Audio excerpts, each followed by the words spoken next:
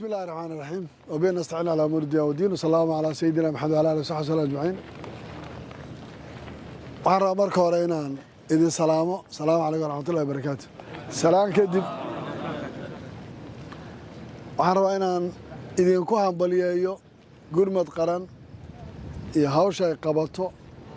iyo shaqada aad ku jirteen iyo sida geesinimada leh ee mar walba hawlgallada iyo aad ugu guulaystaan idinkoo aad wada socotaan ciidamada kale ama heer state ama heer federaal ha noqdeen danab SNA JSF iyo idinka iyo jiizaba taa waan idinka mahad celinayaa xaqiiq ahaan dhallinyaradan yaryar ee maanta mas-uuliyadda ay qaadeen ay ka weyn tahay mid dad waaweyn maanta ayna garanaynin iyo shaqada ay hayaan waa mid kulligan sharafna oo lagu faani karayo taasaa muhiim noo ah idinkana aan idinka hambaliyeeyo idinku dhiirigeliyo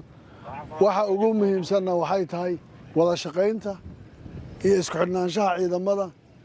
iyo saraakiishu shaqada ay waajibaadkeeda idin siinaysa iyo sida loo fuliyo sababtoo iyaguba dee waxay ka soo qaadanayaan jaranjaray ugu soo degaysaa waxaa labaadaan rabaa inaan idinku booriyo wakhtiga aad fasaxa haysataan eedaan operation ku jirin dhididka kaa dhacaay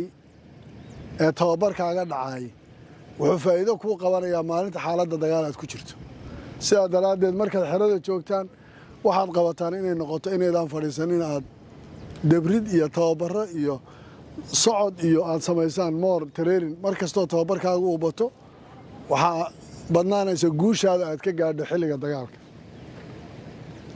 taasaa iigu muhiimsan marka idinka iyo saraakiishiina iyo waxaan idin farayaa in arrintan aad ku dadaashaan shaqada aad qabataanna waa mid maanta qof waliba uu ogyahay ama la wada ogyahay iyo wada shaqaynta idinka iyo ciidamada kale iyo sida loo wada shaqeeyo waxaan Jubbaland ku faanaynaa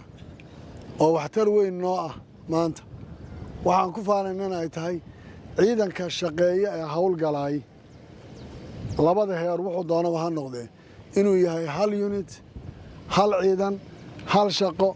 hal awaamir iyo hal operation oo wada socda oo maanta ayna jirin